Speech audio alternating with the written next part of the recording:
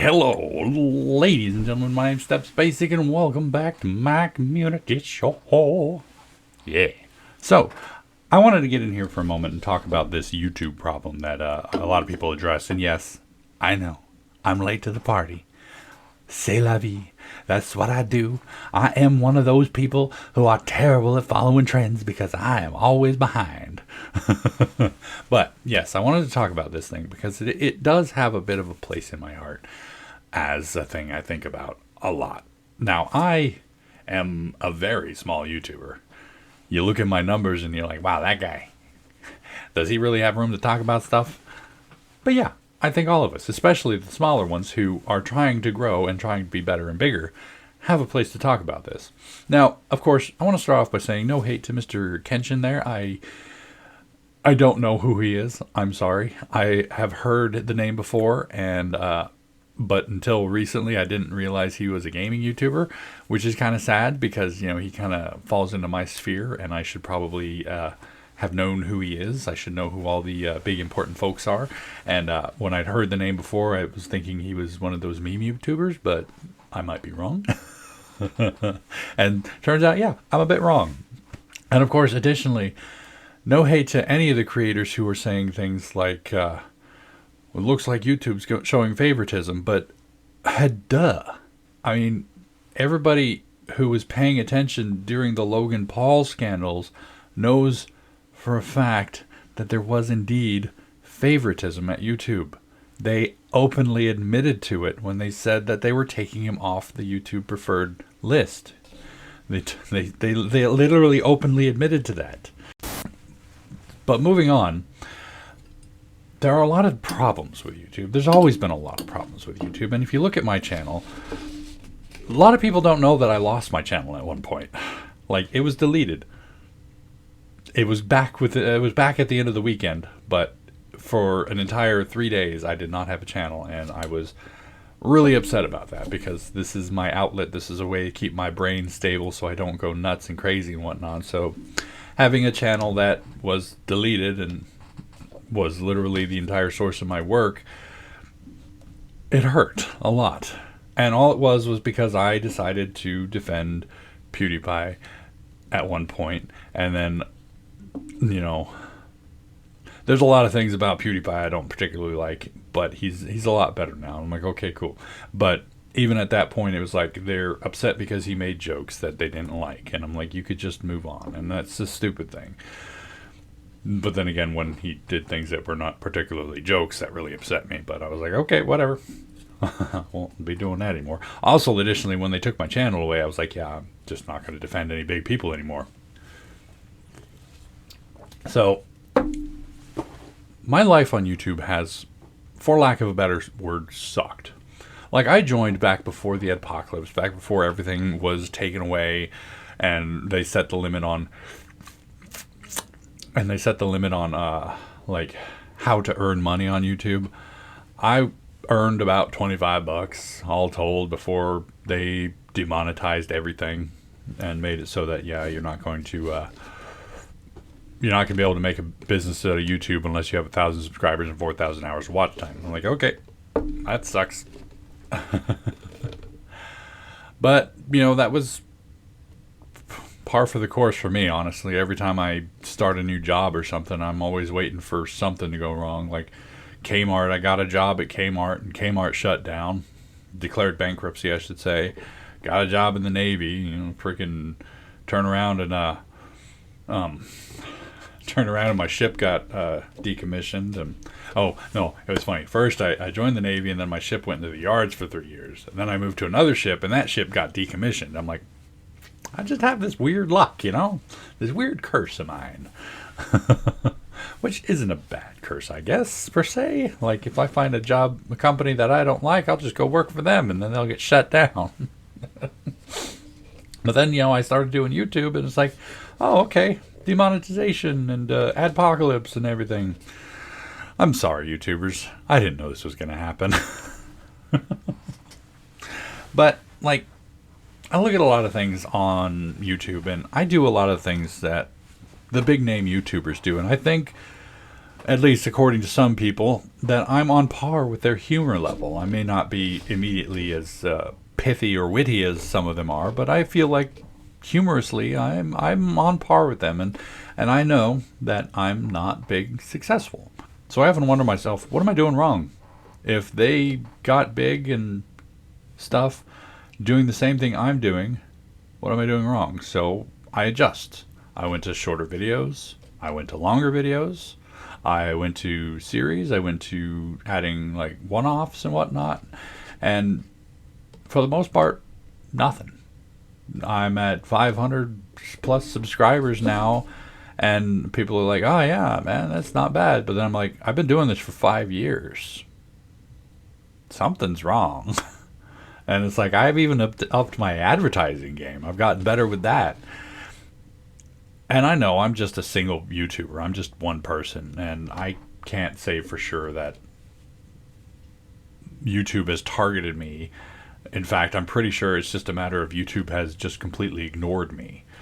Having my channel taken down might have even affected that at one point. I have no idea. Also, this isn't the first video I've made about YouTube. So maybe being a small YouTuber harassing YouTube is my problem. But you know what always bugged me? One of the things that has always irked me about YouTube is their lack of clarity. One of the phrases that I hear a lot of people regurgitating, even Jacksepticeye, and every time he says it, I just say, why? And that is, they can't tell you the rules because then people abuse the rules. I'm sorry, you can. And if somebody breaks the rules, you can ban them. Yeah, no? No, if knowing the rules allows for people to exploit loopholes, that means your rules are not solid enough. I.e., you say no nudity. Perfectly acceptable phrase. No nudity, right? So if you make a video that has nudity in it, you're banned. If you make a video that has somewhat nudity in it, i.e., like an animated character behind your head that's naked all the time, then you're banned because that's still nudity. Then they're like, oh, well, people will wear bikinis in their thing. And honestly, I don't know the appeal because it'd be weird to see me in a bikini. But then they're like, oh, but does that cross the line? Technically, no, because they're not nude. They're in a swimsuit. It's weird, but it's not breaking the rules. But then what about underwear? Well, underwear is technically still clothes, but that's getting to be a bit more gray. So if you say no nudity, boom, no nudity. No smexy content, boom, no smexy content. Now you could literally institute a dress code, i.e. shirt and pants at all times. Apply that evenly across the board. Anyone who's wearing anything less than shirt and pants at all times, boom, strike, boom, banned, depending, of course, on the egregiousness of the nature of the violation. But that's not abusing the dress code. That's not abusing the rules. That's breaking the rules. And if they break the rules, goodbye. You know? You know what I'm saying? And then, of course, comes the other issue I have is applying things across the board, i.e. favoritism. And like I said at the beginning, YouTube employs heavy favoritism. They love people who will make them money. Me? I could get banned tomorrow. Nobody would care. I barely get views on my videos. It's fine. I turn around. I'm banned tomorrow. The only person who's affected is me. YouTube still keeps making its big bucks. People still have other people to watch. I'm gone. Nobody even notices. Markiplier, on the other hand, he gets banned. A lot of people are going to notice, and a lot of people are going to be upset because Markiplier's videos earn YouTube a lot of money. Markiplier's videos make a lot of people happy. So they're not going to be quick to jump to ban Markiplier even if he violates a rule. But I don't think that's how it should be. And Mark doesn't think that's how it should be either. And none of the big people ever think that that's how it should be. But that's how YouTube does it. Because they're a business and they need to worry about their bottom line. That's why PewDiePie is actually still on the system. He's still on the thing. Now granted, like I've said, he's calmed down quite a bit and has been doing much, much better. But they didn't ban him because he makes them a lot of money. Is this right? No. Should this be done? No. Does YouTube care? No. We're going to call them out for their favoritism, and we've had like 3, 4, 5 videos up now. I've watched Jack's and the Clicks videos about it, and now I'm making a video about it. And we're all going to call them out on their favoritism and be like, hey, stop it. And you know what they're going to do? They're going to be like, oh, we hear you, we hear you, we hear you.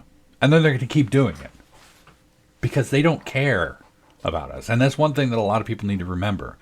And this applies to almost every job. They don't care about you.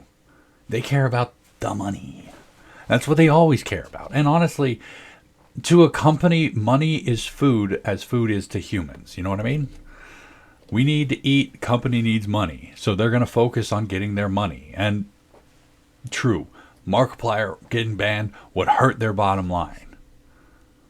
But that doesn't mean that they're completely without money. Because there's a lot of other people in the world. Friggin', was it like 60 billion YouTube channels? I don't know the actual number, but there's like a whole bunch of YouTube channels and they're all earning money. The problem is, like, he doesn't want to lose his channel any more than I want to lose my channel because it's an outlet. Now, granted, he has a lot more things going on than I do. I'm a disabled veteran sitting at home yelling at a computer and I got nothing going for me. Other than, of course, my family, whom I love very, very much. And they are literally the most important thing to me. And so losing my channel for the sake of them, I'd be okay with. But losing my channel for the sake of some algorithm, no, I'm not cool with that. Ultimately, there's nothing I can do.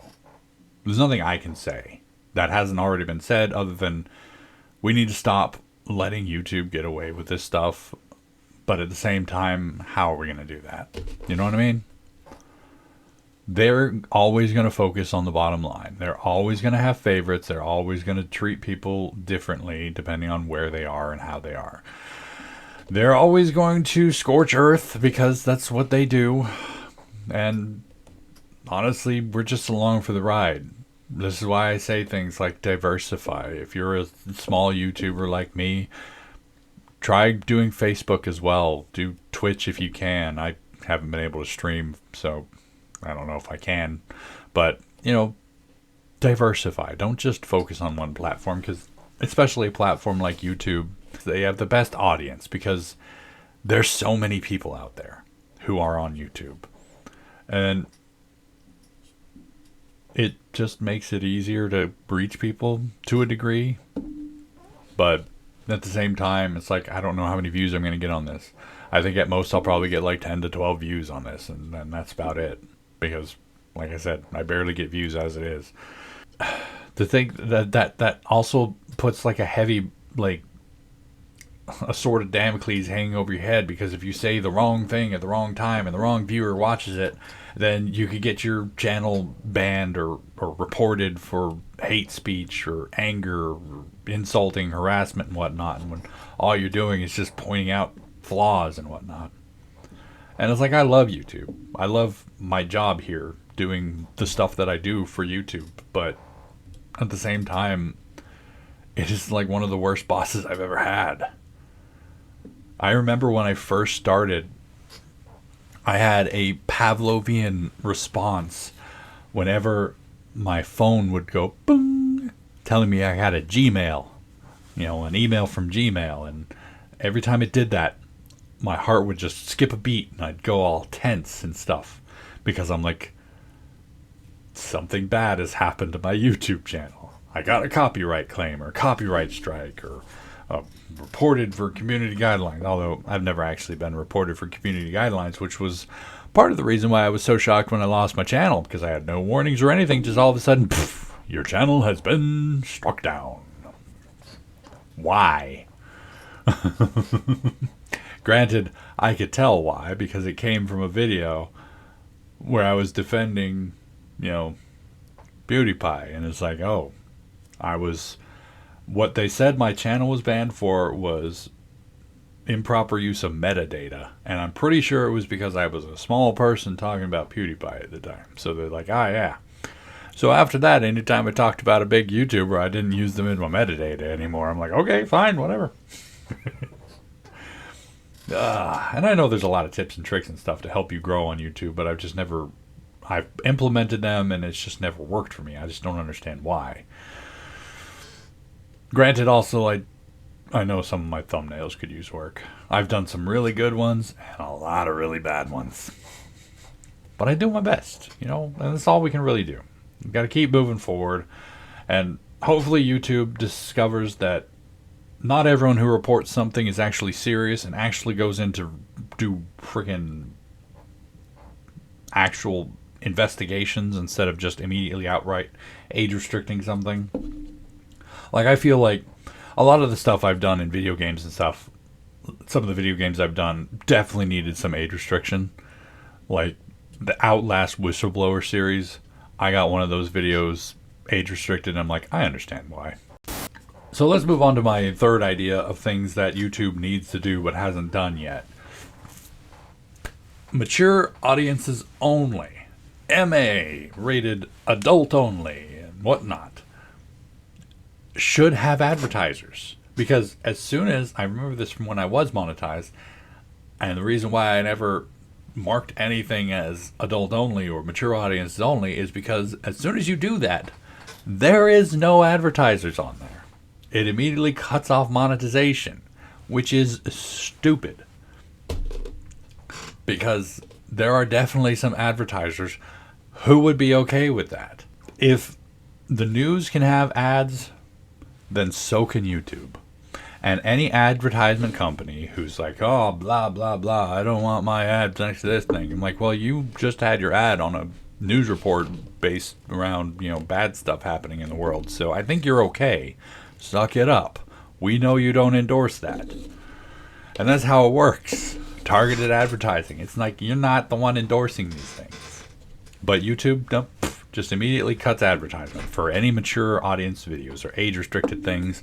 They limit ads on them and whatnot. And I remember that big snafu, too, back when they had the, I logged in to see if my channel existed or what videos were not banned under the age restriction thing. And I logged in, or I didn't log in, I logged out and looked at my channel and I had no videos on there. I'm like, are you serious? Some very innocent, fun-loving games just banned. And I don't curse in my videos. I don't curse in real life because that's who I am.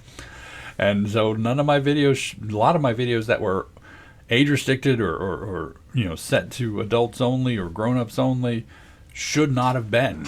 And I find that pretty ridiculous, But it's YouTube. It's the internet.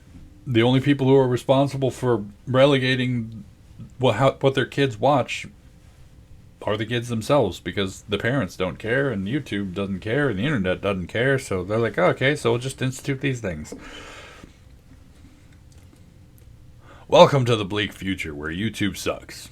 But anyway, that's all I've got to say on that topic. I'm not going to readdress this ever again. Maybe. So let's move on to announcements. We finished BioShock, we started Spider-Man, and Spider-Man is flippin' awesome. However, I've got 2 more episodes recorded, and one of them might be incredibly short, because all I did was just pick up collectibles and run around the city and do absolutely nothing related to the actual story. So that one might be a little bit of a shorter video. I don't know for sure, but we'll find out. Apart from that, I have some ideas I'm going forward with. I'm still going back and forth on whether or not I'm going to do 1 video a day. I did a couple of days this week where I did 2 videos, but I do have some behind the scenes work that I am working on, so I might just end up having to do that just out of, necessity for time. Apart from that, yeah.